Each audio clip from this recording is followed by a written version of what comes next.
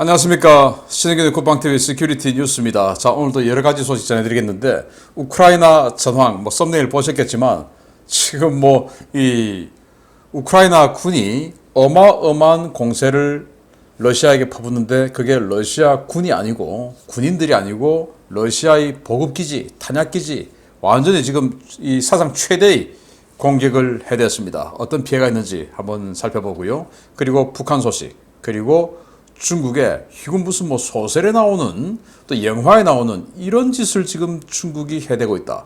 이거 무슨 조지 오웬의 동물농장 짓겠다는 것인지 정말 기가 찬, 어쩌면 이 북한이 해왔던 5호 담당자보다 더 강력한 이 사람, 인간에 대한 통제를 하겠다라는 게 정말 믿어지지 않는 내용인데 한번 보겠습니다. 3년임에 도전하고 있는 독재자 시진핑이 정말 불안하긴 불안한가 봅니다. 중공이 뇌파 측정과 인공지능 기술을 결합해 충성도를 측정하는 장비를 개발했다는 충격적인 소식입니다. 중국 공산당이 사람의 표정과 뇌파를 측정해 사상교육을 얼마나 적극적이고 긍정적으로 받아들이는지 여부를 측정하는 기술을 개발해 인체 실험에 성공했다고 영국 일간 더 타임즈가 현지 시각 7월 4일 보도했습니다. 매체는 중국 과학원 산하의 허베이 국립종합과학센터가 지난 1일 당의 강령과 시진핑의 지침을 교육하는 프로그램을 이수할 때 학습자의 뇌파와 표정을 센서로 관측한 뒤에 이를 인공지능 기술로 분석해서 대상의 충성도를 데이터화하는 신기술을 개발해 공개했다고 전했습니다.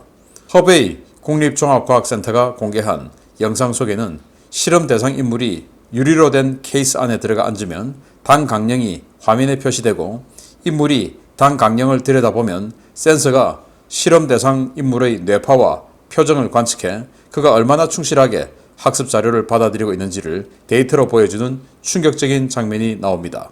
중국 공산당은 이 기술을 개발에 앞서서 9,677만 명에 달하는 공산당원에게 전용 어플리케이션을 배포하고 매일 앱 접속과 학습 자료 정독, 사상교육 영상 시청 후 문제를 풀도록 하고 있는데요.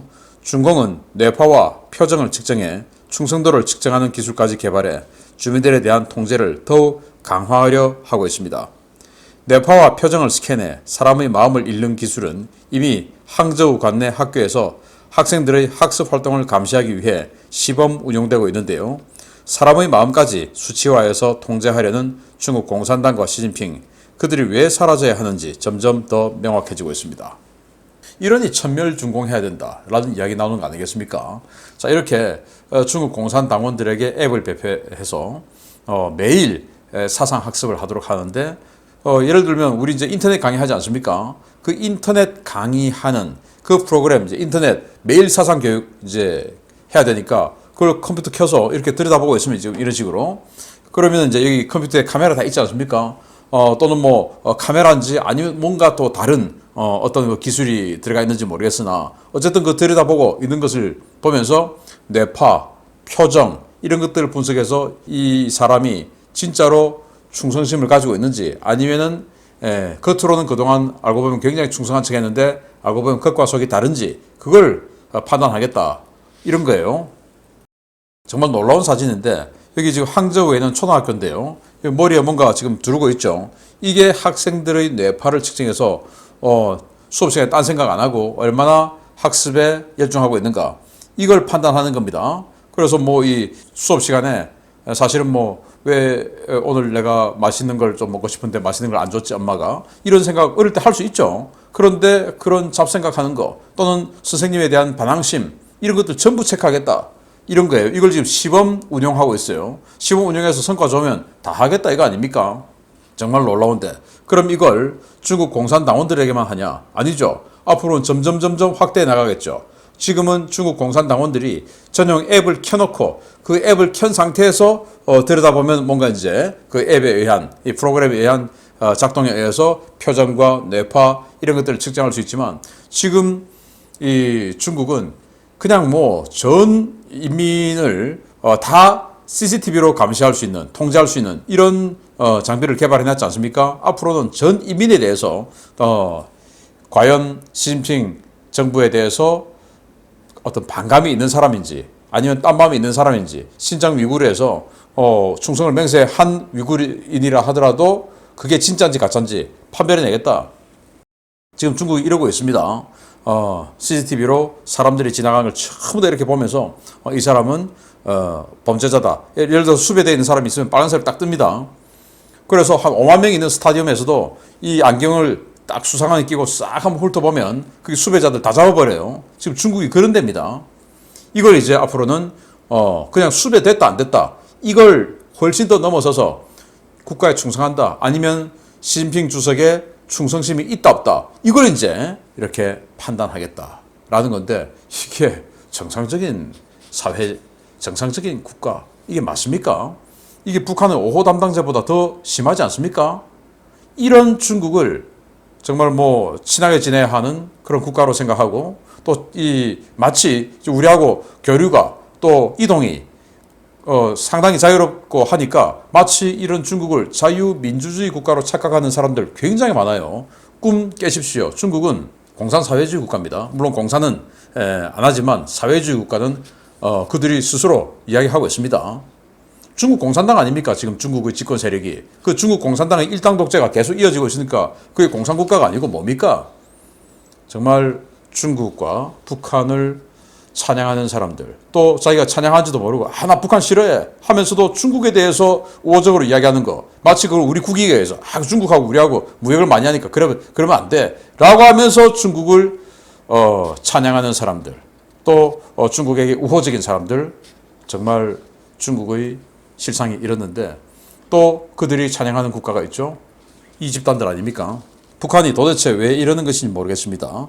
김정은이 지난 6월 당 중앙군사위원회 8기 3차 확대 회의에서 전군 전투 예비물자 실태 조사를 지시했으며 이 때문에 각 지역 부대들의 대민 수탈이 극심해졌다는 소식입니다. 주민들 사이에서는 이러다가는 사람도 잡아먹겠다는 말이 나오고 있습니다. 북한이 무력 최고사령관 명의의 명령서를 통해 전군의 전투 예비물자 보관, 관리 실태를 검열하라고 지시했으며 이에 따라 각 부대에서 이른바 빈 곳간 채우기가 이루어지고 있다고 자유아시아방송이 7월 5일 보도했습니다.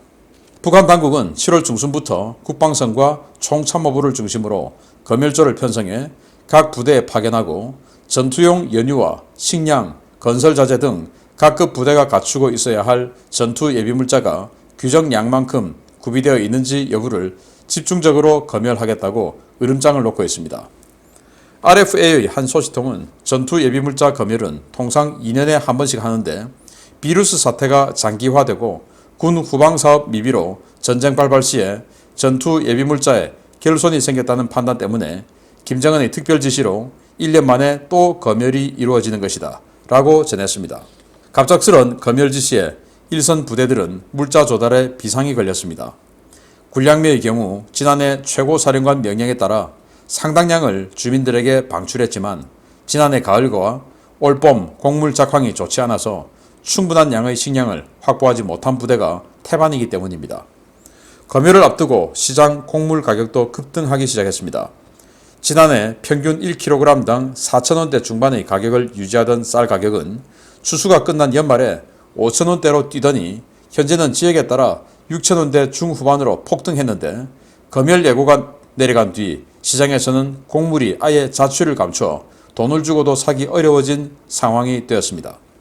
북한 전문 매체 데일리 NK의 양강도 소식통은 보릿고개가 지났는데도 식량 가격이 떨어질 줄 모르고 계속 오르고 있다라며 민심이 흉흉해져 이제 사람들 속에서는 좀 더 있으면 사람도 잡아먹겠다는 말이 나온다라고 토로했습니다. 북한은 이 같은 식량난은 모내기 실패와 수해 등의 악재가 겹쳐 사상 최악의 식량난에 직면할 것으로 예상되는 올 가을에 최고조에 달할 전망인데요. 이런 상황에서 검열과 수탈을 더 강화한다는 김정은 정말 무슨 생각인지 모르겠습니다. 여러분들 기억하실 겁니다. 작년 5월 식량이 너무 사정이 안 좋아서 군량미를 풀어서 줬었죠. 그런데 주지 않고 팔았죠. 사실은 그러니까 재작년 2020년 가격보다 더 오른 가격에 팔았는데 그게 작년에 식량 가격이 훨씬 뛰었기 때문에 그래도 싸게 판 겁니다.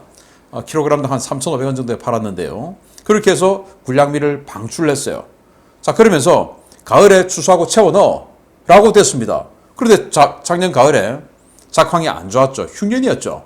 그래서 군부대와 그 농장들이 식량 쟁탈전이 벌어진 겁니다. 그래서 군부대가 먼저 추수할 때 가서 총 들고 지키고 뭐 이런 일들을 벌였는데, 그럼에도 불구하고 워낙 식량 생산량이 적다 보니까 군부대가 그들이 돈을 받고 판매한 이 군량미를 다 채워넣지 못한 것이죠. 그런데 주로 2년에 한 번씩 이런 군수물자 검열을 하는데 1년 만에 다시 군수물자 검열한다 라고 내려보내니 이 지휘관들은 자기가 처벌받지 않기 위해서 또는 높은 고과를 받기 위해서 이 쌀이나 이런 식량 그리고 자재 또 연료 이런 것들을 채워넣기 위해서 완전히 혈안이 되겠죠. 그러다 보면 시장에 나와 있는 것들을 먼저 선점을 하게 되고 또 없으면 수탈을 하게 되고, 자, 이런 상황이 되니까 도대체 북한 주민들은 안 그래도 식량 사정이 없어서 안 좋아서 그동안 아껴서 모아놨던 돈으로 시장 가서 장마당 가서 사와야 되는데 장마당에 지금 싹 다 사라져 버렸다 이겁니다. 그래서 오죽하면 식량 사정이 안 좋아서 결국에는 사람까지 잡아먹는 거 아니냐라는 그런 말이 나오겠습니까? 정말 이런 북한, 아까 그런 중국을 좋아하고 우호적으로 대하고 그리고 우리 민족 아니냐라고 하는 사람들 정신 차리십시오. 그 수탈 당하는 사람이 우리 민족 맞습니다. 그들을 구해주기 위해서는 김정은이 저 세습 정권, 저 독재 정권 그들을 무너뜨려야지, 그런 김정은을 위인이다 라고 생각하는 그 자들이 과연 우리 민족 맞냐? 라고 자기 가슴에 손을 올리고 다시 생각해 보기 바랍니다. 자, 그러면서 우크라이나에서 정말 화끈한 소식이 왔습니다. 우크라이나군이 자포리자주 러시아군 핵심 거점인 멜리토폴 공항에 역대 최대 규모의 탄도미사일 공격을 감행했다는 소식입니다. 공항 전체가 초토화되었고 이번 전쟁 개전 이래 단일 공격으로는 최대 규모의 사상자가 나왔습니다. 우크라이나군이 러시아 제58연합군 사령부 주둔지이자 최대 물류 거점인 멜리토폴 공항에 대량의 토치카유 탄도미사일을 발사해서 500여 명의 사상자가 발생했다고 이반 페도로프 멜리토폴 시장이 현지 시각 7월 5일 밝혔습니다. 페도로프 시장은 우크라이나군이 멜리토폴 공항을 향해 여러 발의 탄도미사일을 쏘았으며 이로 인해 200여 명이 즉사하고 300여 명이 중상을 입었다라며 멜리토폴 공항에서 벌어진 아비 규환을 본 부역자들은 공항에 일하러 가는 것을 거부하고 있다라고 전했습니다. 이번 공격은 7월 3일 하이마스 다련장 로켓 세문에 의한 집중 포격이 이루어진 지 이틀 만에 감행됐는데요. 이번 공격에서 우크라이나군은 개전 이래 최대 규모의 토치카유 전술 탄도미사일을 동원해 멜리토폴 공항 상공을 파편의 비로 뒤덮었습니다. 이번 공격으로 활주로와 주기장에 주기되어 있던 항공기 대부분이 파괴되고 야적장에 쌓여있던 대량의 탄약과 연료, 보급품이 초토화되었으며 지휘소와 막사도 타격을 받아 대량의 인명피해가 나온 것으로 전해졌습니다. 우크라이나군의 이번 공격은 최근 그 강도를 높여가고 있는 우크라이나군의 전방 탄약고 집중 공격과 파르티잔의 보급로 파괴 작전과 맞물려 일선 러시아군의 보급망에 치명적인 타격을 줄 것으로 예상되는데요. 점점 전쟁 수행 능력이 사라지고 있는 러시아, 더 이상의 상황 악화를 막으려면 이제 출구 전략을 생각해야 할 것 같습니다. 멜리토폴. 자, 이 멜리토폴이 어떤 곳이냐면 자포리자주의 두 번째 큰 도시 아닙니까? 그래서 자포리자주의 주도인 자포리자는 드네프르강 북쪽에 있어서 러시아가 아직 점령을 못했고, 그 남쪽에 있는 멜리토폴, 여기서는 이제 크림반도에서 나가는 도로 그리고 철도가 연결이 되어 있고 아주 큰 공항이 있고, 그래서 이 크림반도를 통해서 들어오는 이 철도를 통한 이 보급 허브입니다. 그래서 여기에서 돈바스 지역으로 보급을 해주는 이런 이 보급 허브로 지금 러시아가 사용을 하고 있는데, 여기로 들어가는 주요 어떤 그 통로가 바로 무장열차죠. 그 무장열차 3개가 있었는데 2대가 지금 파르티잔들에 의해서 파괴돼서 못 씁니다. 한 대만 남았죠. 그리고 수송기에 의한 또 항공수송이 있지 않겠습니까? 공항이 크다 보니까 여기에 58연합군의 사령부도 있으면서 엄청나게 큰 이 공항을 사용해서 수송기를 통한 보급을 또 받습니다. 자, 그렇게 해서 탄약도 보급받고 뭐 이렇게 하는데, 그러다 보니까 이 활주로 또는 주기장 이런 데를 야적장으로 또 사용을 하고 있었겠죠. 여기를 하이마스로 때렸는데 하이마스 위력이 사실은 뭐 대단히 강력한 그런 위력은 아니죠. 그러니까 다시 여기다가 이틀 만에 7월 3일 날 하이마스로 때리고 그리고 7월 5일 다시 토치카유 아주 구형 탄도미사일인데 이걸 이제 대량으로 쏘았다. 하늘 다 덮었다라고 지금 평가를 할 정도다 보니까 얼마나 많이 쏘았겠습니까? 그러다 보니 현장에서 200명이 즉사하고 이 200명은 러시아 군일 수도 있고 여기 이제 이 멜리토폴 공항의 부역자들 지금 이 멜리토폴 시장은 우크라이나 정부 측의 시장이에요. 지금 현재 키이우에 있는데 자기가 시장이다 보니까 그 현장에서 소통되는 라인이 다 있겠죠. 그래서 이 현장에서 즉시에 200명이 죽었는데 이게 다 러시아 군인지 아니면은 이 부역자들과 합한 인원인지는 정확하지 않으나 아마 부역자들하고 합한 인원이 되겠죠. 이 멜리토폴 공항에 돈을 받고 일을 해주러 가는 이 우크라이나인들이 있지 않겠습니까? 그걸 이제 부역자라고 평가를 했는데 그래서 200명이 당장 거기서 죽고 300명이 중상을 입었다. 정말 어마어마한 피해죠, 이 정도면. 그리고 그보다 더한 것은 이 멜리토폴 공항을 이제는 물류 기지로 사용할 수 없게 되었고 또 무장열차는 무장열차대로 더욱 사용하기 힘들게 되었고 이제 돈바스 지역으로 들어가는 이 보급이 굉장히 어려워지게 되었다라는 것인데요. 자, 이렇게 되면 안 그래도 지금 우크라이나 군이 러시아 군을 직접 타격하는 것보다 러시아 군의 탄약, 유류 이런 보급기지를 타격하는 쪽으로 지금 가닥을 잡고 계속 때리고 있는데 러시아 군이 과연 전쟁을 계속할 수 있을지. 안 그래도 탄약이 없어서 1940년대 2차 대전 때 썼던 그 탄약을 가지고 와서 지금 사용하고 있을 정도로 형편없는 그러다 보니까 100발 쏘면 10발만 쏘고자 하는 그 타겟에 떨어지는 이 말도 안 되는 이런 상황이 벌어지고 있는 상황에서 그나마 쏘는 탄약마저도 사라지고 있다. 그래서 며칠 동안 우크라이나 군이 수십만 톤의 탄약을 폭발시켰다고 합니다. 수십만 톤. 수십만 발이 아니고 수십만 톤. 그러면은 수백만 발이 사라졌겠죠.